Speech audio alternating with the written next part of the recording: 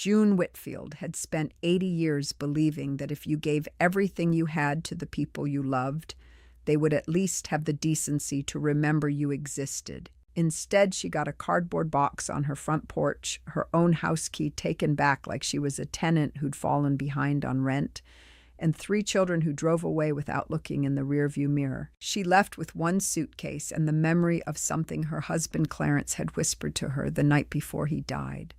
A promise about an old Airstream travel trailer rusting on a forgotten lot in the Mojave desert. And a secret he'd kept locked inside it for 37 years. What June found inside that trailer when she finally broke the seal didn't just change her life. It brought the most respected man in Twentynine Palms, California, to his knees in front of everyone who'd ever believed a single word he said. Before we jump back in, tell us where you're tuning in from, and if this story touches you, make sure you're subscribed, because tomorrow I've saved something extra special for you. Welcome to Dreams Don't Age. June Whitfield was not a woman who complained. She had learned early in life, the way certain people do, that complaining was a luxury that required an audience willing to listen, and she had never been surrounded by those. She had raised 3 children largely on her own, while Clarence worked long stretches away from home driving freight across the Southwest. She had managed the bills, the school pickups, the sick nights and the broken appliances and the leaking roof and the neighbors who let their dogs dig up her garden.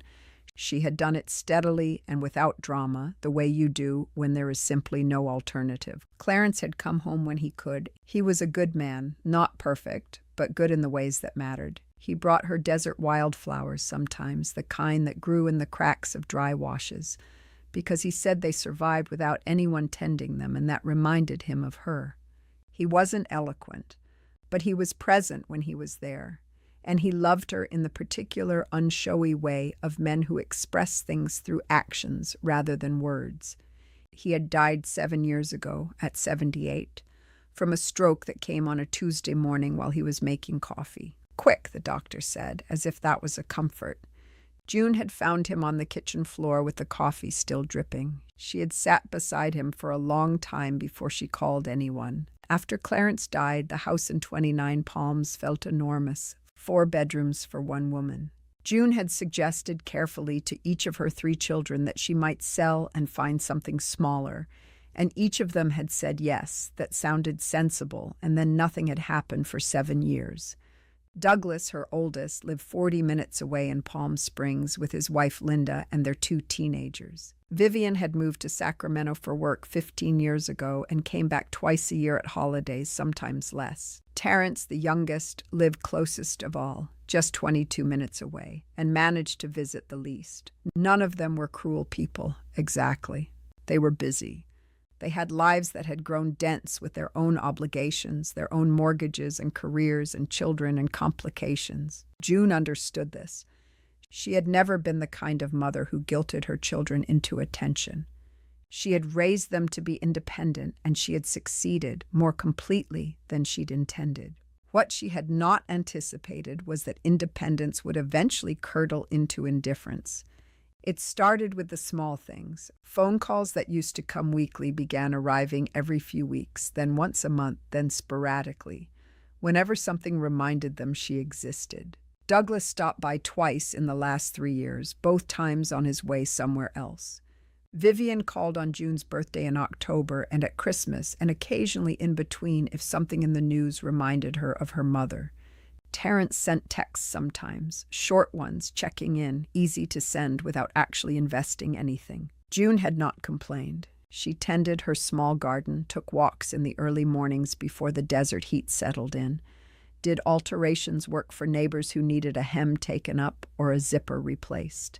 She was not a woman who required constant company. But there is a difference between solitude chosen and solitude assigned. And somewhere in the last 3 years she had crossed from one into the other without anyone seeming to notice. The conversation about the house started in January when Douglas drove out for what he called a family check-in. He sat at her kitchen table with a cup of coffee he didn't finish and explained with the careful tone of someone who had rehearsed the words in the car that the house was too big and too expensive for her to maintain on her own, that the roof needed work, that the property taxes had gone up again, that it made more sense financially for her to sell and use the equity to cover a place in a senior community. June had listened without interrupting, which she was good at. She told him she wasn't ready to leave, that she had lived in that house for 31 years, that Clarence had built the back porch himself with lumber he'd hauled from Yucca Valley, that her garden was exactly the way she wanted it. Douglas nodded and said he understood and drove back to Palm Springs. He came back in March, this time with Vivian, who had flown down specifically for the occasion, and Terence, who arrived separately and stood near the doorway like he might need to leave quickly. They had clearly talked beforehand, coordinated, arrived at a shared position. The conversation was longer this time, more structured. Vivian had brought paperwork, brochures for 3 different senior living communities, all of them clean and well photographed and located nowhere near Twentynine Palms. The closing date was set for June 15th. Moving day was June 14th.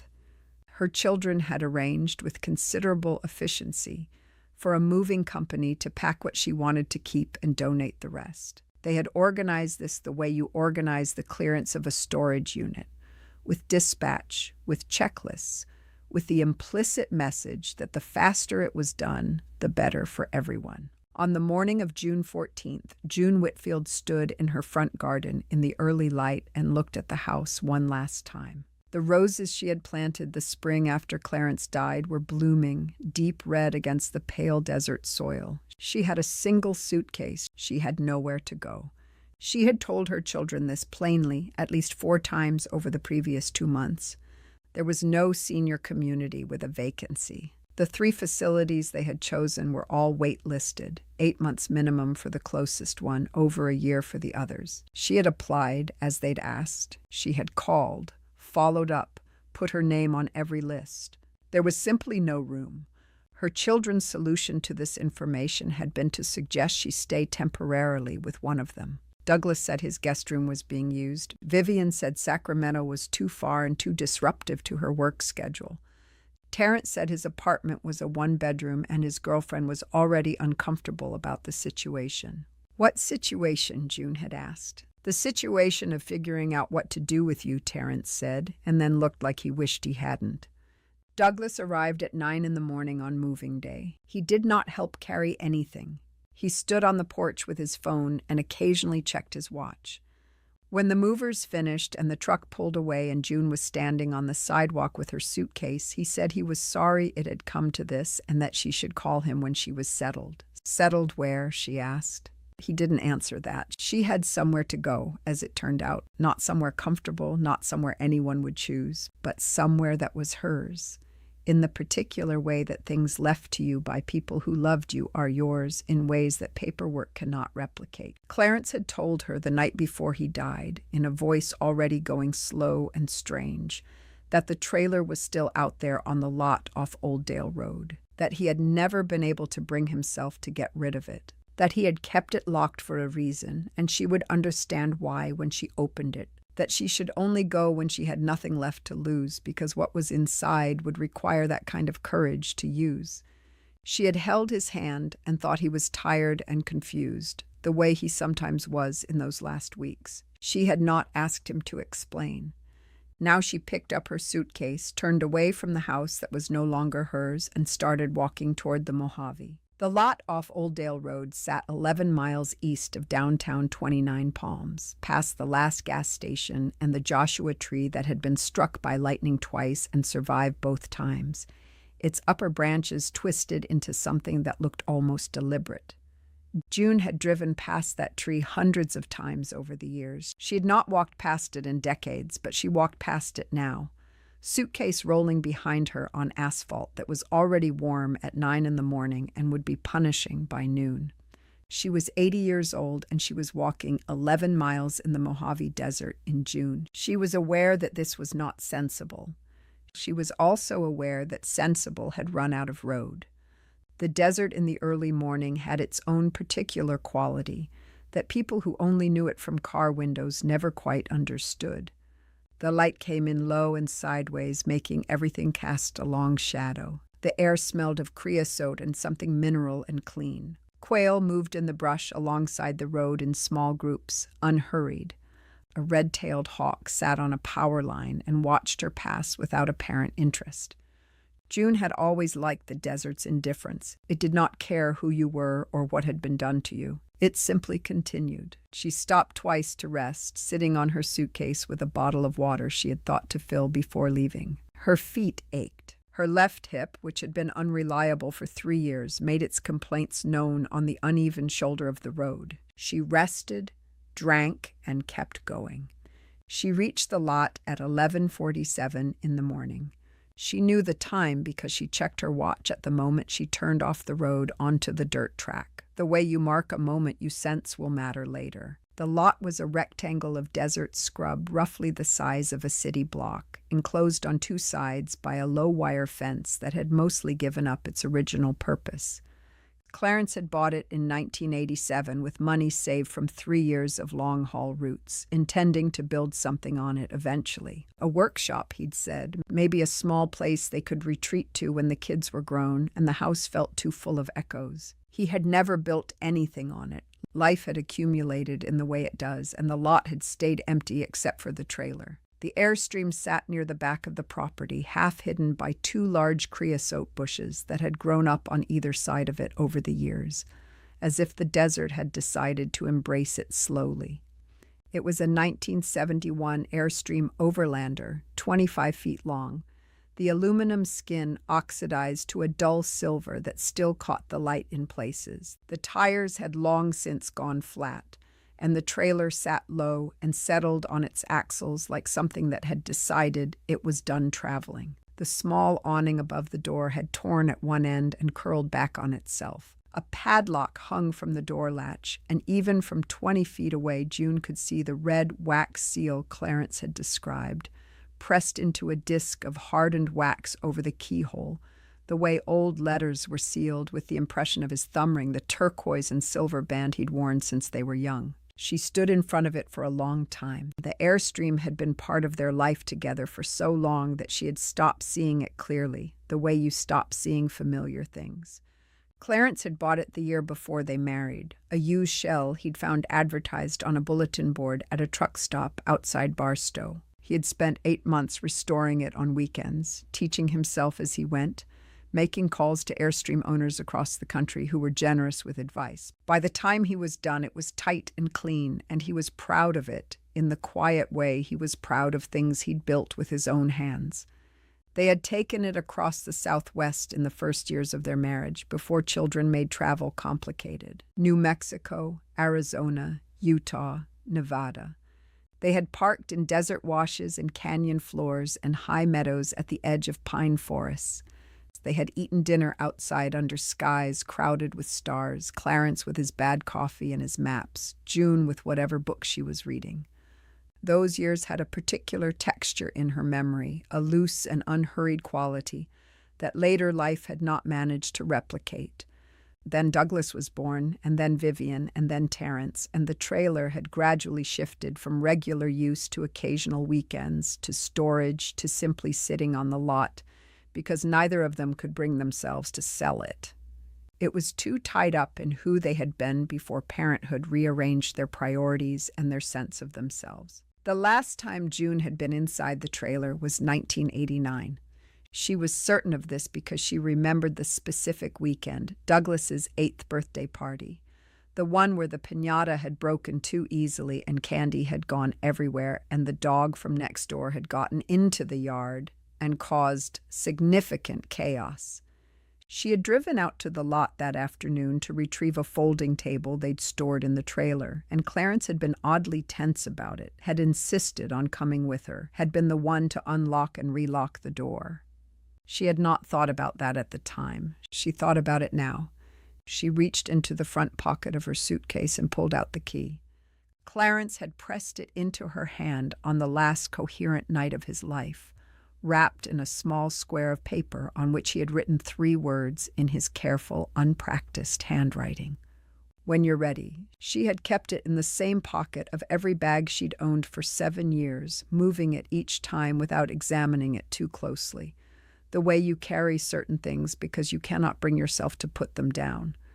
Her hands were steady when she broke the wax seal. She had expected them to shake and was quietly grateful they didn't. The lock opened with a sound like a long-held breath releasing. She pulled the door open and stepped up into the Airstream, and the smell of the past came at her all at once. The inside of the Airstream was dim and close, the windows covered from within by thick cloth that Clarence had tacked up at some point, blocking the light deliberately. June stood in the doorway for a moment, letting her eyes adjust before she stepped fully inside and pulled the door shut behind her. The heat was significant, but not unbearable.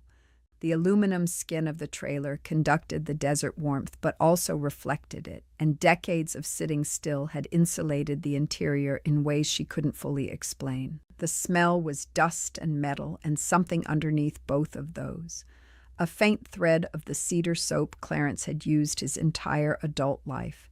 So faint she wasn't sure if she was smelling it or remembering it. The interior was exactly as she remembered from the last time she'd been inside, which meant it was nothing like the last time she'd been inside because she had not been paying attention in 1989, and she was paying very close attention now.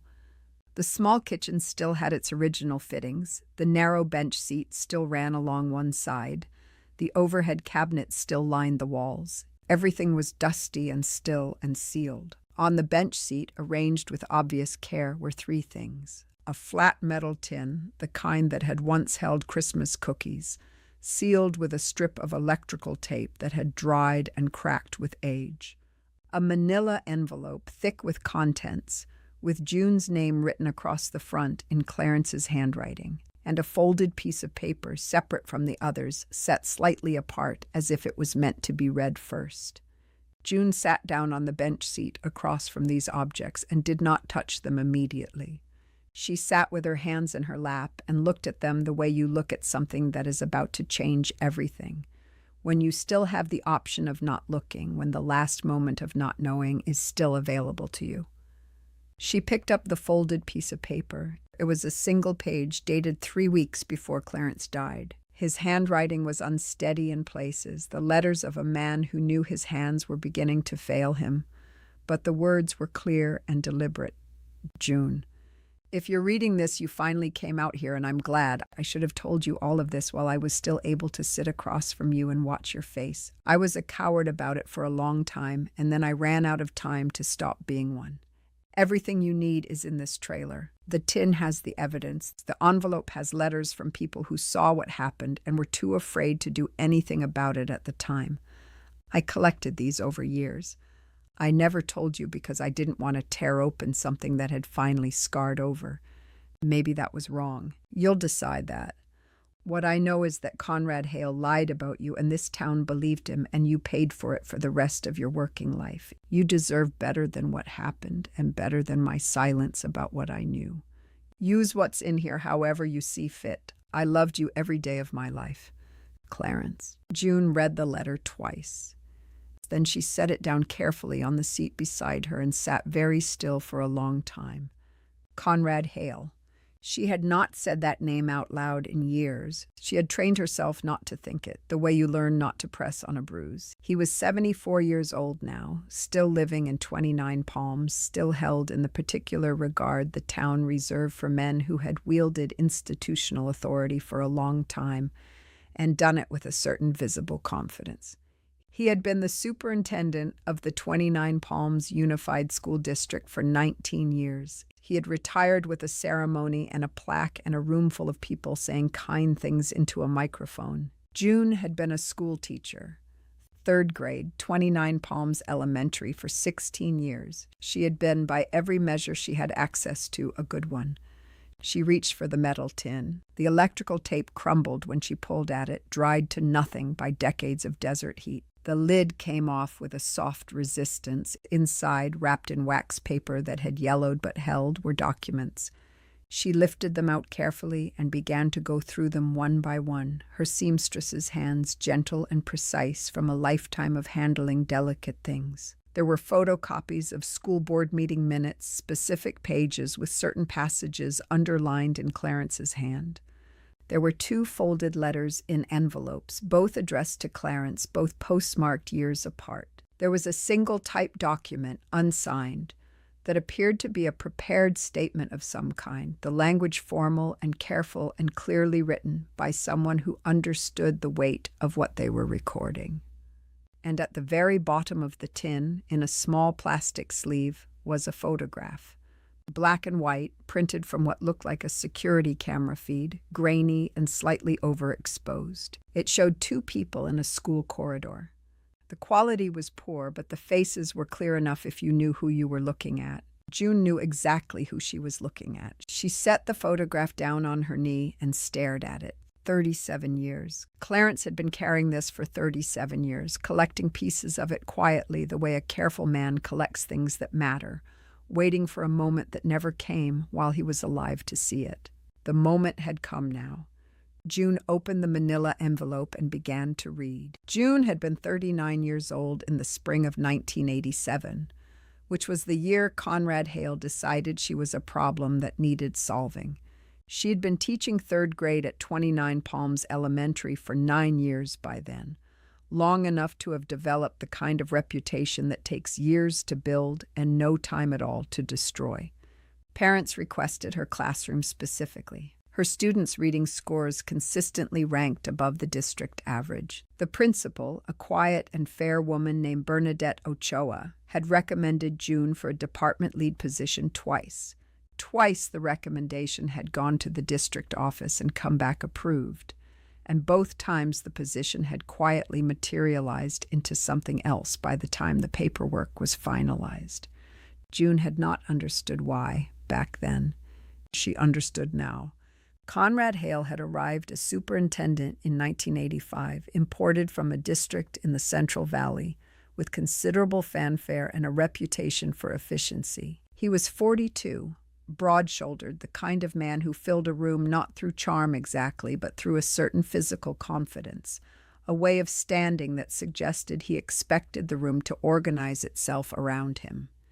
He was married with 4 children, active in his church, visible at community events. He was, by every outward measure, exactly what a small desert town wanted in the man running its schools. June had met him at a district staff meeting in the fall of 1985 and had not thought much about him one way or another. He was her employer's employer. She was polite, professional, and went back to her classroom. The attention had started gradually, the way these things do, which is part of what makes them so difficult to name clearly when they are happening.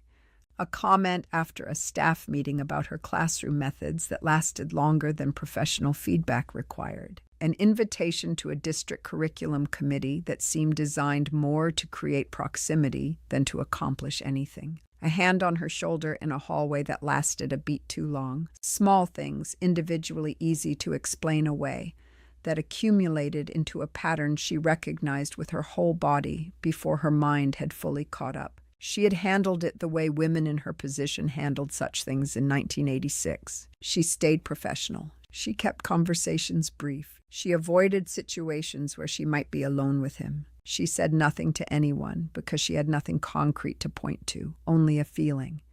And feelings were not evidence, and she was not a woman who made accusations she could not support.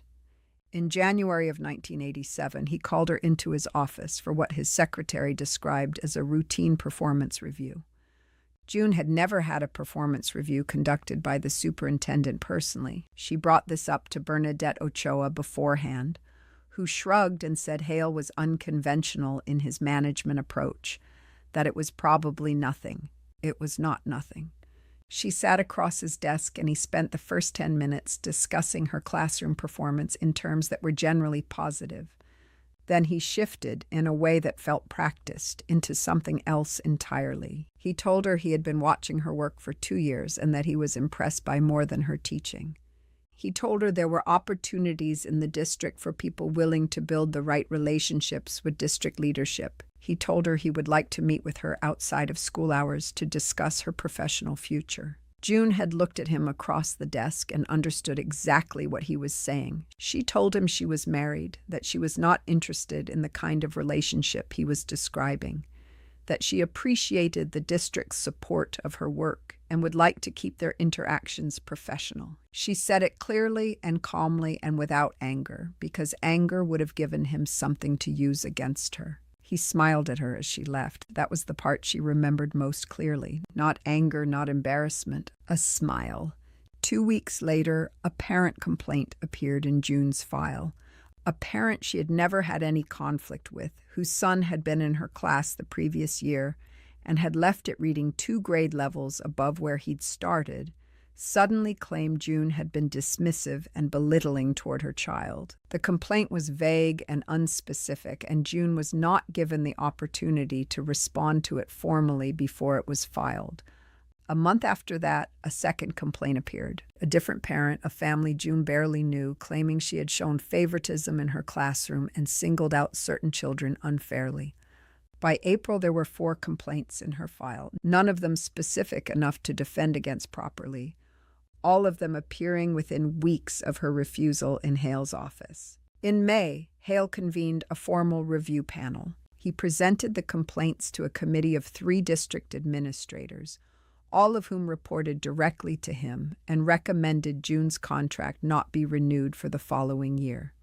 He framed it as a pattern of behavior, a classroom culture problem, a teacher who had lost the confidence of the parent community. Bernadette Ochoa objected. She submitted a written statement to the panel detailing June's 9-year record and calling the complaints inconsistent with everything she had observed. The panel thanked her for her input. June's contract was not renewed. She had stood in the school parking lot on the last day of the school year with a box of her classroom belongings and watched the building empty out around her, children running for buses, colleagues calling goodbyes to each other, and felt the specific, suffocating injustice of having been punished for something she had done right. Clarence had held her that night for a long time without saying anything. He had known something was wrong beyond what she told him. She had not known then that he had already started quietly trying to find out what it was. The first letter in the manila envelope was from a woman named Norma Pickett. June did not recognize the name immediately. Then she did. Norma had been the administrative secretary at the district office in 1987, the woman who managed Hale's calendar and correspondence. June had spoken to her perhaps a dozen times, brief and pleasant exchanges in the way you have with people who occupy the edges of your professional life without ever quite entering it. The letter was dated August 1989, addressed to Clarence at his freight company's P.O. box. He had been careful, keeping it separate from their home, from June's daily life. She read it slowly. Mr. Whitfield, I am writing because you contacted me 6 months ago asking questions I was not ready to answer then. I am ready now. I worked for Conrad Hale for 4 years. I typed his correspondence, maintained his files, scheduled his appointments. I know what kind of man he is because I watched him operate at close range. I was the one who scheduled your wife's January performance review. He asked me to arrange it as a private meeting with no other staff present, which was unusual. I noted it but said nothing. After your wife left his office that afternoon, I could hear him on the phone through his door.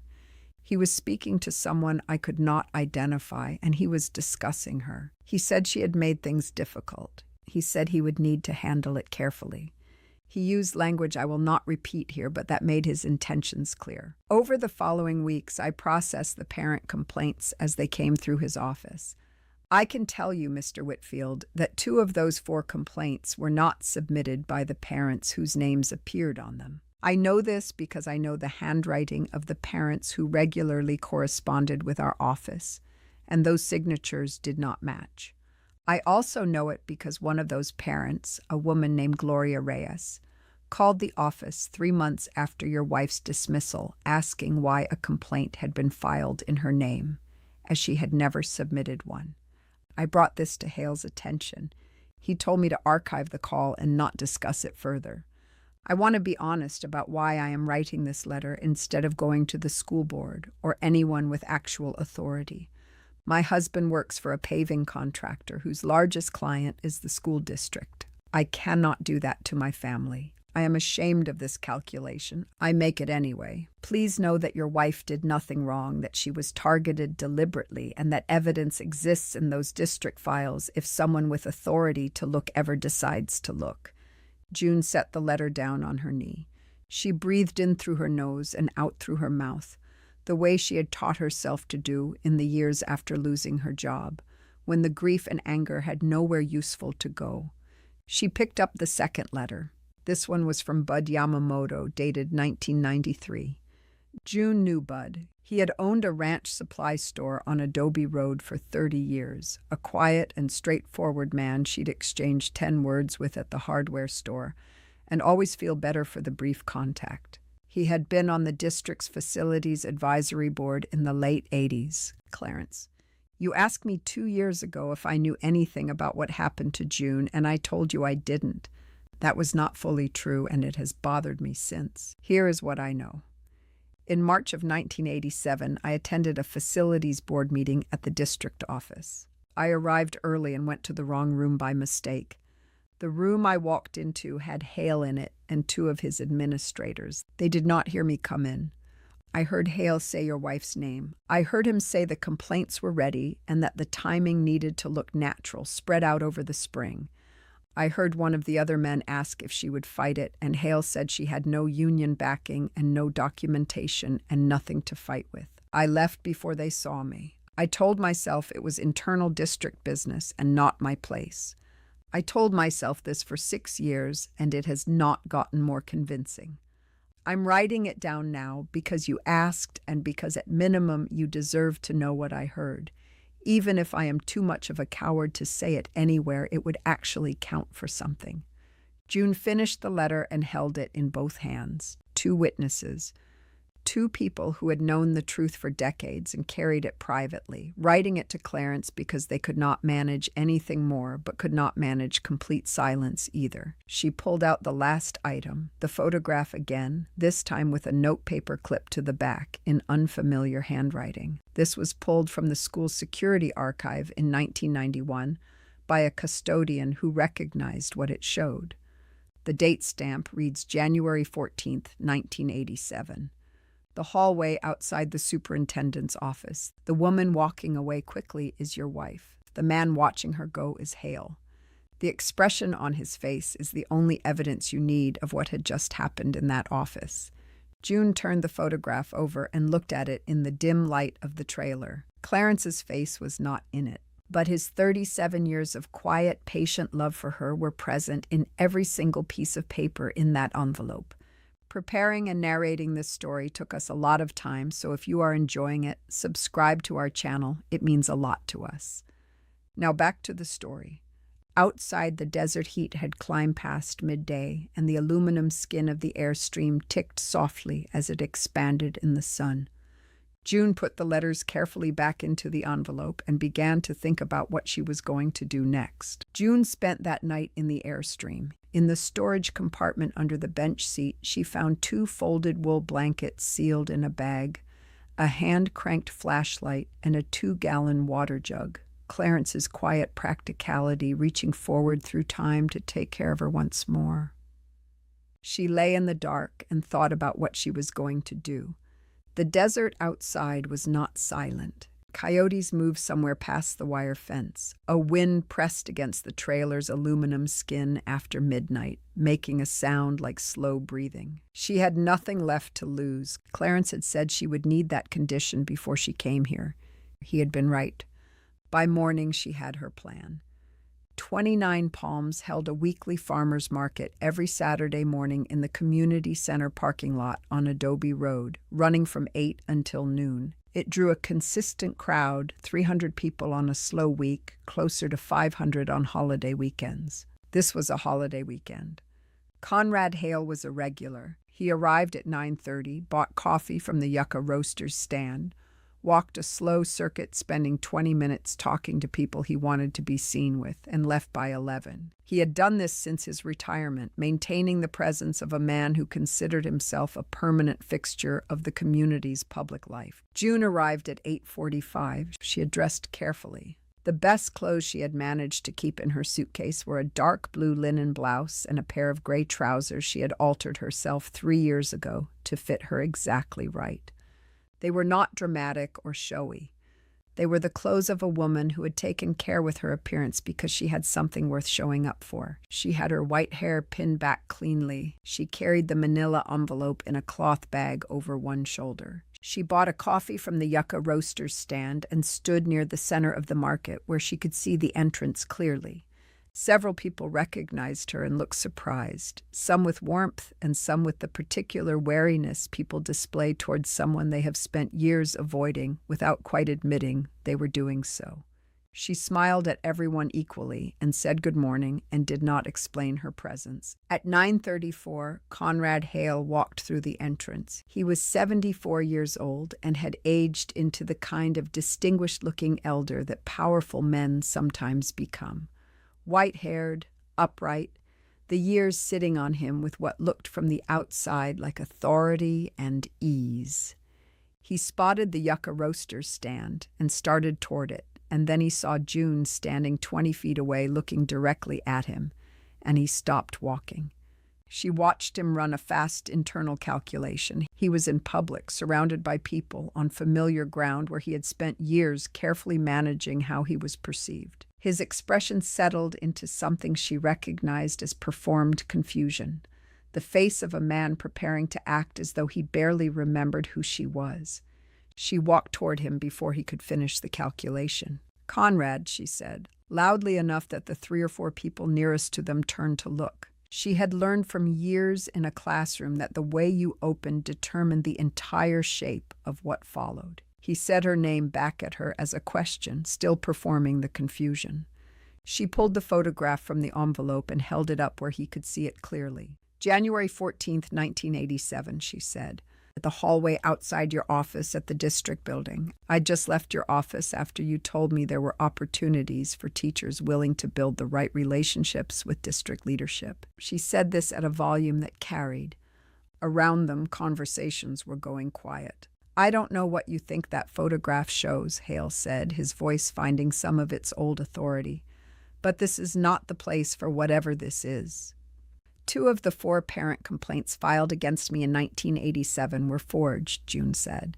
She was not raising her voice. She did not need to. The market had gone almost completely still around them, the particular silence of a crowd that has decided to pay attention. "Your secretary processed them." She wrote down what she knew and what she witnessed. "So did Bud Yamamoto, who walked into the wrong room in March of that year and heard you tell your administrators the timing needed to look natural." Hale's face had gone the color of old concrete. "I spent 37 years living with what you did to me," June continued. "I lost my classroom, my career, and most of this town's goodwill because you could not accept being told no by someone you considered beneath you. I am here to tell you in front of every person in this parking lot that I have the documentation to prove every word of that." She held the envelope out toward him. "You can take these letters and read them here, or I can read them aloud. Your choice." The silence around them was absolute. Somewhere at the back of the crowd, a child asked its mother a question in a small voice and was quickly hushed. Conrad Hale looked at June Whitfield, 80 years old, standing in the morning desert sun with her husband's 37 years of love in an envelope in her outstretched hand. And whatever composure he had maintained for 37 years finally ran out. What Conrad Hale said in that parking lot in front of approximately 400 people was not a full confession in the legal sense. It was messier than that. His voice broke first. Then the words came in fragments. The speech of a man who had rehearsed denial so long that the truth felt foreign in his mouth. He said he had made mistakes. He said it had been a long time ago. He said he was sorry. Repeated it as if repetition could do the work that sincerity had to do. And then he looked at the envelope and said yes. Yes, the complaints were not what they appeared to be. Yes, her dismissal had not been fair. Yes, she had done nothing to deserve what happened to her. A woman near the back of the crowd said his name in a tone that carried 30 years of misplaced trust in it. June did not say anything else. She put the envelope back in her cloth bag. nodded once in Hale's direction with the detached courtesy you might offer a stranger who had just stepped out of your way, and walked to the edge of the market and sat down on a bench in the shade of a palo verde tree. Her legs had started shaking somewhere around the moment Hale's voice broke, and they had not stopped. She sat and let them shake and breathe carefully until they were done. Her phone had 11 missed calls by the time she looked at it. She did not recognize most of the numbers. The video appeared online within the hour. Someone in the crowd had recorded the entire exchange on their phone and posted it before June had finished her second cup of coffee. And by mid-afternoon, it had been viewed 40,000 times. By Sunday morning, the number had passed 300,000. By Monday, it was on 2 regional news websites and 1 national outlet that ran a short piece under the headline, "Retired Teacher Confronts Former School Superintendent Over 1987 Dismissal, Produces Written Evidence."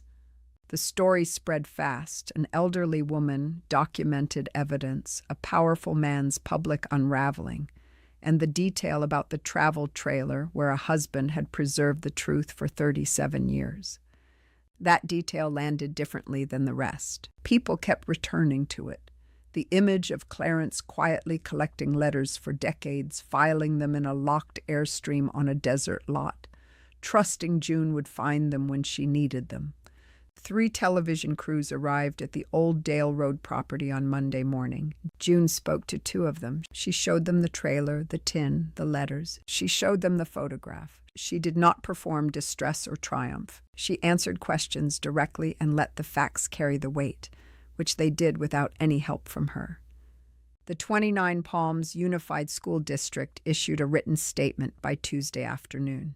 It acknowledged that the 1987 non-renewal of June Whitfield's teaching contract had been based on complaints that the district now had reason to believe were improperly submitted, and that the district deeply regretted any harm caused by the handling of her case. It was carefully worded and legally cautious, but it was public and it was on record, and that was what mattered. The charitable foundation Conrad Hale had chaired for the previous 11 years, a literacy organization that had received considerable goodwill and local press coverage over the years, announced his resignation from the board by Wednesday. His attorney released a brief statement saying his client acknowledged that his conduct in 1987 had fallen short of the standards expected of a district administrator, and that he would have no further public comment. Douglas called on Tuesday, then Vivian, then Terence, who called twice, the second time because the first call had not gone well and he wanted to try again.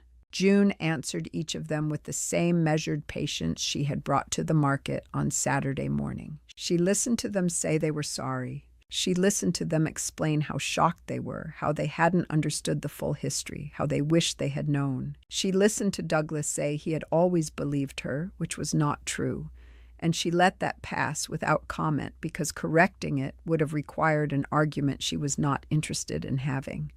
When they finished, she said the same thing to each of them. She told them that what had happened to her professionally in 1987 was not the primary thing she needed them to reckon with. The primary thing was June 14th of this year, the moving truck, the house key taken back, the 3 of them standing on her porch without a plan for where she would sleep that night. That was the wound that was still open, and that was where any honest conversation between them had to start. Douglas said he understood. Vivian said she was ashamed of herself. Terence was quiet for a long time and then said he had no excuse and he knew it. Good, June told him. That's the right place to start. A lawyer named Patricia Sue called on Wednesday morning, having tracked down June's number through a contact at one of the news outlets. She specialized in employment law. She had read about the case and reviewed the publicly available information, and she believed, she said carefully, that there was a viable civil claim for wrongful termination and defamation against Conrad Hale, covering economic damages that had accumulated over 37 years of lost income, lost professional advancement, and documented reputational harm. June listened to the whole explanation before she said anything. Then she said, "File it." The civil case settled 5 weeks after Patricia filed it. Hale's attorneys move fast, the behavior of people who have seen the evidence and understood what a courtroom would do with it. The settlement amount was not disclosed. June had agreed to that condition because the number was sufficient, and she was 80 years old and had no interest in 2 years of depositions. What she had refused to sign away under any terms was her right to say publicly that she had been wrongfully dismissed, that the complaints were fabricated, and that Hale had been responsible. Patricia had called that the hill worth dying on. June had already known it. She bought a house in late August, a small adobe-style place on a quiet street 6 blocks from where she used to live, with 2 bedrooms and a covered porch facing west so she could watch the desert sunsets, and a back garden long enough to grow the roses she had been forced to leave behind. She paid cash. She had enough left over to live without financial worry for the rest of her life and still leave something meaningful to the grandchildren who had called her after the story broke, the ones she had barely known before June, who now came by on Sunday afternoons with a regularity that surprised her and moved her more than she let show. She went back to doing alterations work from the front room because she wanted to, not because she had to. People came with the specific courtesy of a town trying to make partial amends. She accepted it without commentary, did good work, charged fair prices, and answered questions about what had happened honestly and briefly when they came. The Airstream she had towed to her new property and parked in the side yard. She had the exterior polished back to something close to its original brightness, and a small wooden sign mounted beside the door, Clarence's workshop. She used it as a sewing room in the cooler months, the light coming through the windows at exactly the angle she liked. The tin and the letters stayed inside, in the original box from the storage compartment. The photograph sat framed on the shelf above the workbench, not as a wound to press on, as a record of what had happened and who had loved her through it.